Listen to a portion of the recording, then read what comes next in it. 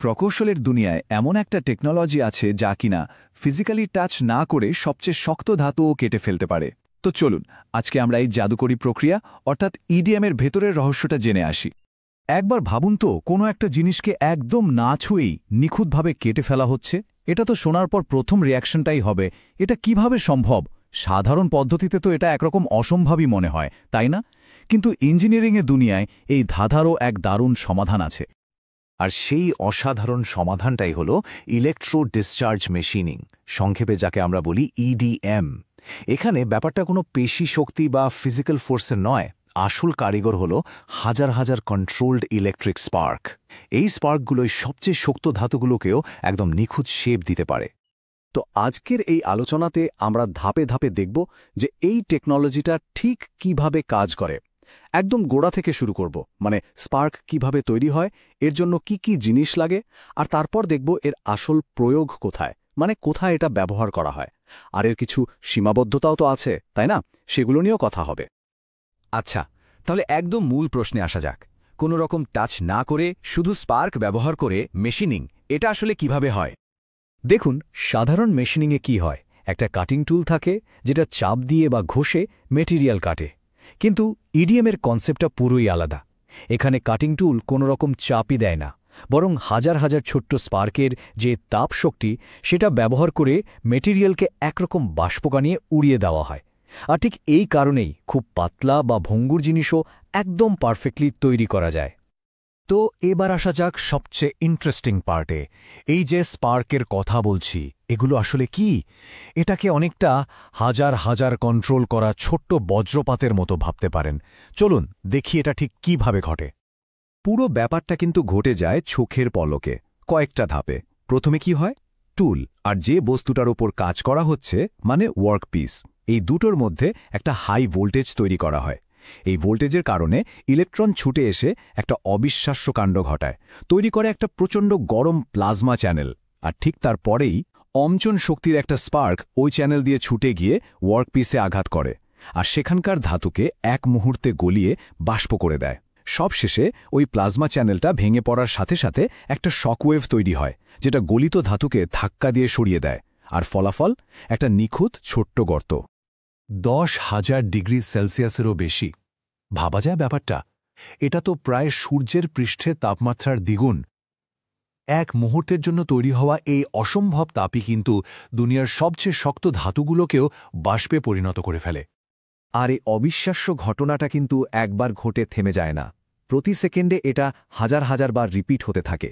প্রত্যেকটা স্পার্ক খুব সামান্য পরিমাণে মেটেরিয়াল সরায়, আর এরকম লক্ষ লক্ষ ক্ষুদ্র গর্ত মিলেই কিন্তু শেষ পর্যন্ত ওই পারফেক্ট শেপটা তৈরি হয়।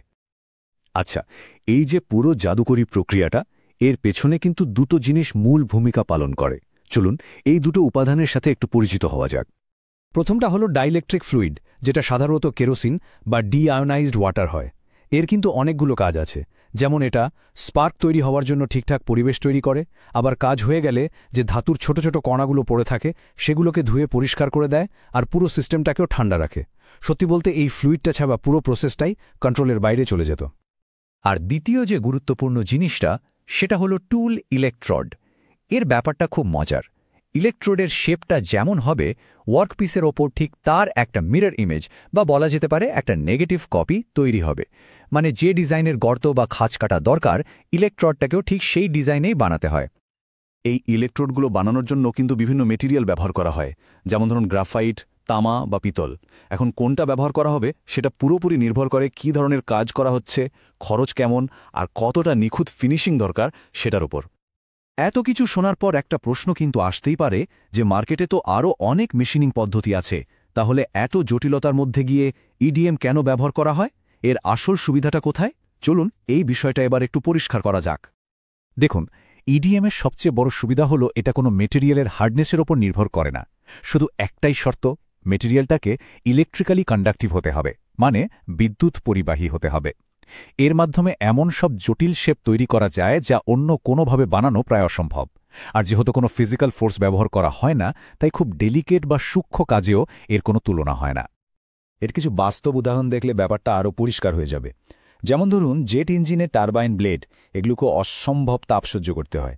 তো এদেরকে ঠান্ডা রাখার জন্য ভেতরে বাতাস চলাচলের জন্য খুব সরু আর জটিল ডিজাইনের ছিদ্র তৈরি করতে হয়।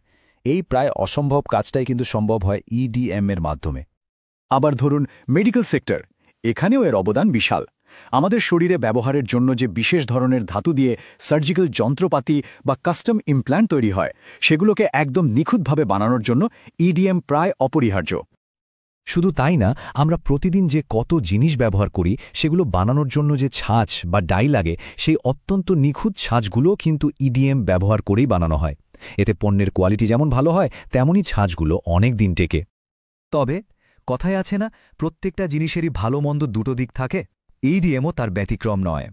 একটা কমপ্লিট ছবি পেতে হলে এর কিছু দুর্বল দিক বা সীমাবদ্ধতা সম্পর্কেও আমাদের জানতে হবে। প্রথমত, EDM প্রসেসটা কিন্তু বেশ ধীর গতির। দ্বিতীয়ত, এটা শুধু বিদ্যুৎ পরিবাহী মেটেরিয়ালের ওপরেই কাজ করে। এছাড়াও কাজ করার সময় ইলেকট্রোডটাও কিন্তু ধীরে ধীরে ক্ষয় হতে থাকে। আর যদি কোনো জটিল ডিজাইনের প্রয়োজন হয়, তাহলে সেই ডিজাইনের ইলেকট্রোড বানানোটাও বেশ সময় সাপেক্ষ একটা ব্যাপার। কিন্তু এই সীমাবদ্ধতাগুলো থাকার পরেও ডক্টর ডি প্রামাণিকের এই কথাটা কিন্তু এর গুরুত্ব একদম পরিষ্কার করে দেয়। অপ্রচলিত যত মেশিনিং পদ্ধতি আছে তার মধ্যে EDMই কিন্তু সবচেয়ে বেশি ব্যবহার করা হয় এবং এটা বেশ নির্ভরযোগ্য।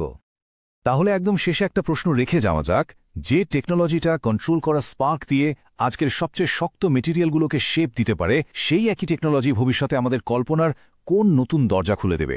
এটা কিন্তু সত্যি ভাবার মতো একটা বিষয়।